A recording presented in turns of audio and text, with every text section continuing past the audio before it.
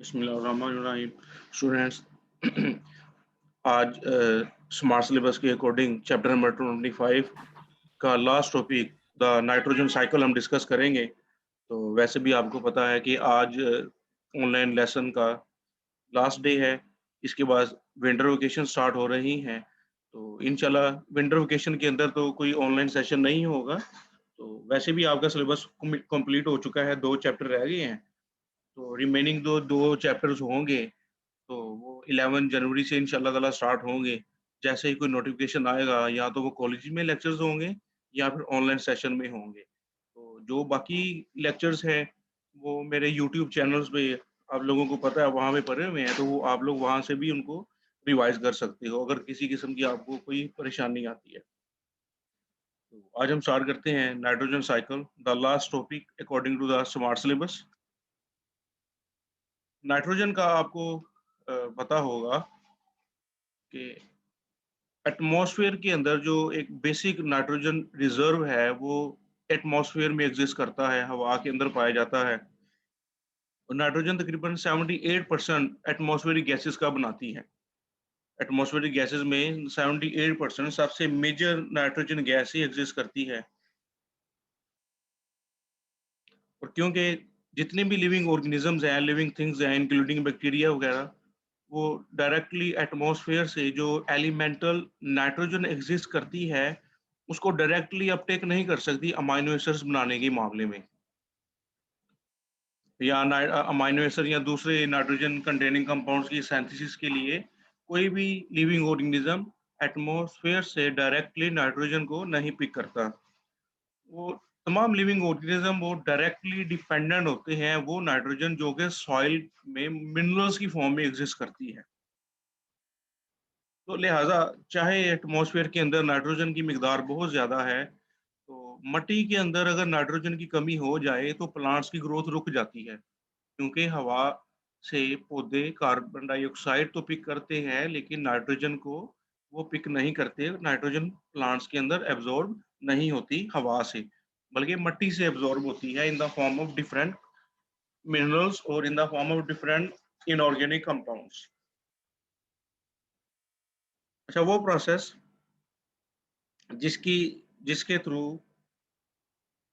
ये nitrogen soil से absorb होती है प्लांट्स के अंदर, और प्लांट से फिर दूसरे लिविंग ऑर्गेनिजम्स के अंदर मूव करती है कंज्यूमर्स के थ्रू। कंज्यूमर में मुख्तलिफ ट्रॉफिक लेवल के अंदर जब ये मूव करती है, और ये मुख्तलिफ कंपाउंड्स की शक्ल में ये मूव करती है, उसके बाद ये इवन लिविंग ऑर्गेनिज्म की डेथ और डिके के बाद वो दोबारा से हवा के अंदर रिलीज होना शुरू होती है। तो ये जो प्रोसेस है जिसमें नाइट्रोजन सर्कुलेट होती है लिविंग और नॉन लिविंग कंपोनेंट्स के दरमियान, तो इस मैकेनिज्म को नाइट्रोजन साइकिल कहा जाता है।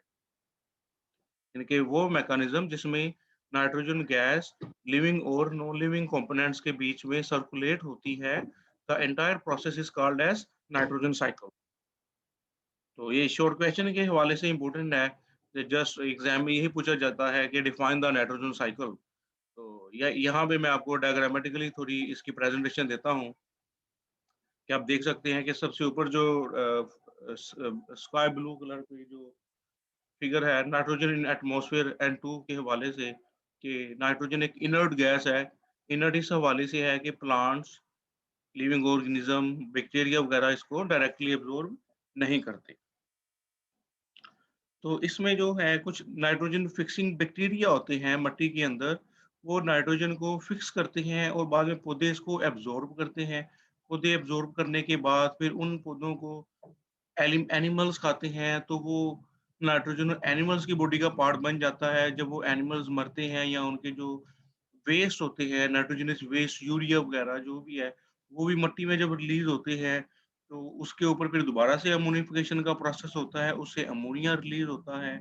अमोनिया से बाद में दोबारा से नाइट्रेट बनता है, नाइट्राइट्स और नाइट्रेट्स बाद में दोबारा से प्लांट्स में एब्जॉर्ब होते हैं। तो ये साइकिल मूव होता रहता है। उसके अलावा सॉइल में कुछ मौजूद बैक्टीरिया होते हैं जो कि फ्री लिविंग बैक्टीरिया है, जो कि नाइट्रोजन को फिक्स करते हैं। वो एटमॉस्फेरिक नाइट्रोजन को फिक्स करते हैं। उसके अलावा जो मिट्टी के अंदर जो नाइट्रोजन पाई जाती है, वो उसकी भी डिग्रेडेशन करते हैं। इसको हम थोड़ा टेक्निकली देखते हैं कि नाइट्रोजन साइकिल के बेसिकली 3 मराहिल होते हैं। 3 मराहिल हैं। सबसे फर्स्ट पे अमोनिफिकेशन, फिर उसके बाद नाइट्रिफिकेशन और नंबर 3 पे आएगा एज़ामिलेशन। अभी हम डिस्कस करेंगे अमोनिफिकेशन। ज़्यादातर जो नाइट्रोजन मिट्टी के अंदर पाई जाती है, वो जो ऑर्गेनिक मटेरियल मिट्टी में भरा है, वो जो गल सड़ रहा है, उस ऑर्गेनिक मटेरियल से आती है, जो कि कॉम्प्लेक्स कंपाउंड्स भरे हैं, मुर्दा जानदार, मुर्दा पौधे, तो उनके अंदर जो प्रोटीन्स और अमाइनो एसिड्स हैं, तो प्रोटीन, अमाइनो एसिड्स जो उसके अलावा न्यूक्लिक एसिड में जो न्यूक्लियोटाइड्स हैं, इनकी ये ब्रेकडाउन से नाइट्रोजन रिलीज़ हो रही होती है। तो ये जो प्रोसेस है, जो डिकेइंग लिविंग ऑर्गेनिज़म्स मिट्टी में हैं, उनके बाकियात ऑर्गेनिक कंपाउंड्स मिट्टी में, सॉइल में पड़े होते हैं, तो उनके ऊपर बैक्टीरिया का रैपिड एक्शन होता है। बैक्टीरिया, उसके अलावा कुछ फंजाई है, तो ये जो माइक्रो ऑर्गेनिज़म्स हैं, ये प्रोटीन्स और अमाइनो एसिड की बहुत तेज़ी से ब्रेकडाउन करते हैं और प्रोटीन्स और अमाइनो एसिड से जो अमोनिया और अमोनियम आयन्स वगैरह का रिलीज़ होना, ये प्रोसेस अमोनिफिकेशन कहलाता है। बहुत सिंपल सा है कि बैक्टीरिया की मदद से सॉइल के अंदर जो डिकेइंग ऑर्गेनिक मैटर है, उसके अमाइन्स, अमोनिया वगैरह के जो कंपाउंड्स हैं अमाइनो एसिड्स के, तो वहाँ से अमोनिया का रिलीज़ होना या अमोनियम आयन का रिलीज़ होना अमोनिफिकेशन कहलाता है। सेकंड स्टेज इसकी है नाइट्रिफिकेशन। मिट्टी के अंदर बहुत से ऐसे बैक्टीरिया होते हैं जो कि अमोनिया और अमोनियम आयन की फर्दर ऑक्सीडेशन करते हैं। उनको नाइट्राइट और नाइट्रेट्स में कन्वर्ट करते हैं। नाइट्राइट्स का जो बनने का अमल है, तो नाइट्राइट्स बनने का अमल नाइट्रिफिकेशन कहलाता है और नाइट्रिफिकेशन भी बैक्टीरिया की मदद से होता है।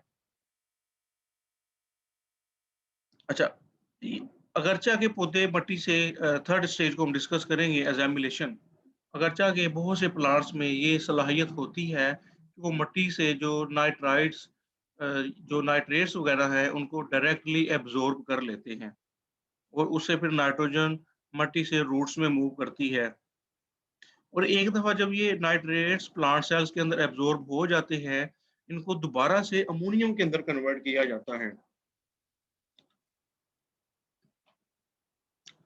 इनको दोबारा से अमोनिया में कन्वर्ट किया जाता है और इस प्रोसेस में एनर्जी रिक्वायर होती है, एटीपी का इस्तेमाल होता है, जो कि प्लांट्स के सेल्स में एटीपी की मदद से जो अमोनिया को कन्वर्ट किया जाता है। तो ये प्रोसेस एज़ामिलेशन कहलाता है कि जज़ब होने का अमल प्लांट्स में, ये जो अमोनियम कंपाउंड्स हैं, किस तरह से ये नाइट्रोजन कंटेनिंग कंपाउंड्स एब्ज़ॉर्ब होते हैं।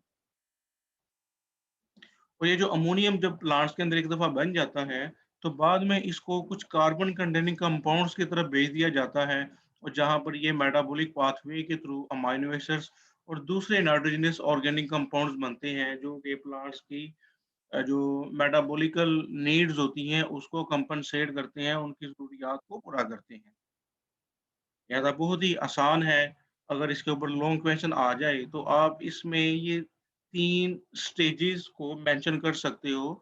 स्टेज 1 पे अमोनिफिकेशन, सेकंड पे नाइट्रिफिकेशन और थर्ड के ऊपर एज़ामिलेशन। अमोनिफिकेशन जैसे आपको बताया कि जो मिट्टी के अंदर डेड और डिकेइंग ऑर्गेनिक मैटर होता है, उसकी डिकेइंग से जो अमोनियम कंपाउंड्स, अमोनिया और अमोनियम आयन्स रिलीज़ होते हैं, ये अमोनिफिकेशन कहलाता है। उसके बाद अमोनिया और अमोनियम आयन्स की फर्दर ऑक्सीडेशन होती है, ये नाइट्रिफिकेशन कहलाता है।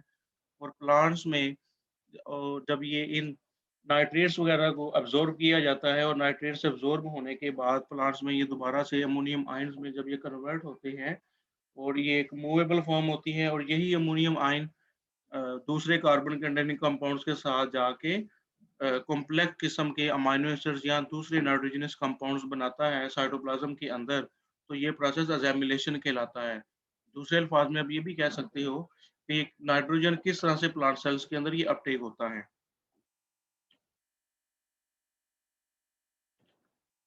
अच्छा, अब क्वेश्चन ये बनता है कि अगर ये क्या ये पॉसिबल है कि मिट्टी के अंदर नाइट्रोजन की कमी हो जाए? इवन कि हम जानते हैं कि एयर के अंदर तो ये अबंडेंट फॉर्म है, एटमॉस्फेरिक नाइट्रोजन की फॉर्म में नाइट्रोजन के ये 78% एग्जिस्ट करता है एटमॉस्फेरिक एयर के अंदर। तो ये बहुत ही रेयर चांस है एक नेचुरल सिस्टम के अंदर नाइट्रोजन की डेप्लीशन होना, क्योंकि नेचर में ये बहुत ज़्यादा इसकी कंज़प्शन नहीं होती, प्लांट्स इसको यूटिलाइज़ करते रहते हैं। लेकिन जो डेड और डिकेइंग प्लांट्स के मैटर्स होते हैं और दूसरे ऑर्गेनिक मैटर्स हैं लिविंग ऑर्गेनिज़म्स के, तो वो लेकिन काफ़ी हद तक सॉइल में नाइट्रोजन को बैक भी करते रहते हैं। लेकिन इसके बावजूद कुछ ऐसे फिनोमेना एग्जिस्ट करते हैं जिनकी वजह से मिट्टी में नाइट्रोजन की कमी हो सकती है। जैसा कि सॉइल इरोजन का मैकेनिज़्म है या आग लग जाना या पानी कोई ऐसी मिट्टी के जो कि सैलाबज़दा हो, जहाँ से बहुत ज़्यादा पानी बहता रहे ज़्यादा देर तक, तो वो भी नाइट्रोजन कंटेनिंग कंपाउंड्स ऐसी मिट्टी से वॉश आउट हो जाते हैं।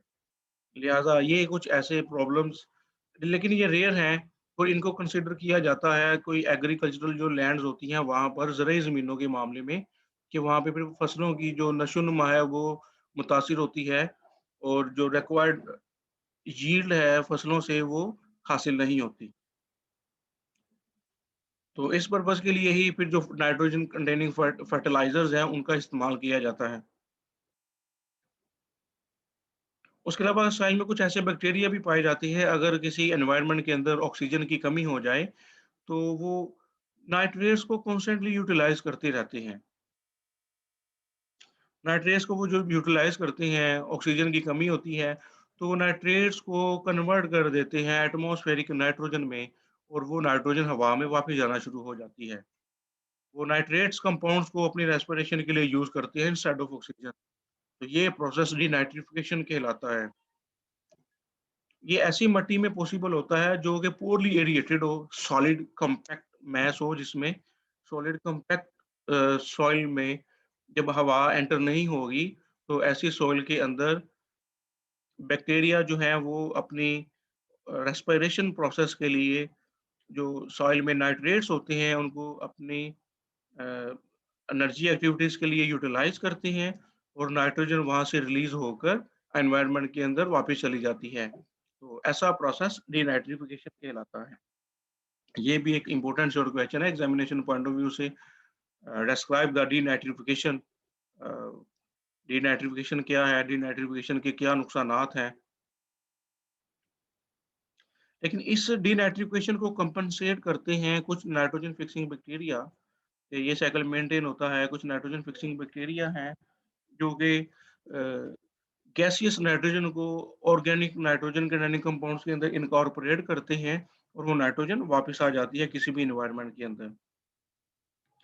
जिस तरह नाइट्रोजन का भी मामला इस तरह है कि जिस तरह तमाम लिविंग ऑर्गेनिज्म एनर्जी के लिए फोटोसिंथेसिस पे डिपेंडेंट है, इसी तरह तमाम लिविंग ऑर्गेनिज्म नाइट्रोजन सोर्सेज के लिए नाइट्रोजन फिक्सिंग बैक्टीरिया के ऊपर डिपेंडेंट है जो कि मिट्टी में पाए जाते हैं। वो बैक्टीरिया जब नाइट्रोजन फिक्स करते हैं फिर ही ये फूड चेन और नाइट्रोजन साइकिल की फॉर्म में ये नाइट्रोजन मूव करती है। उसके अलावा मैंने अभी बताया कि अगर किसी तरह से ये नाइट्रोजन की कमी हो जाए तो फार्मर हजरात ऐसी खादें यूज़ करते हैं जिनके अंदर नाइट्रोजन एडिशनली ऐड की होती है। तो यहाँ तक अगर ये आपका लेसन कंप्लीट हो गया है, किसी स्टूडेंट ने कोई क्वेश्चन पूछना हो, ही इज़ मोस्ट वेलकम।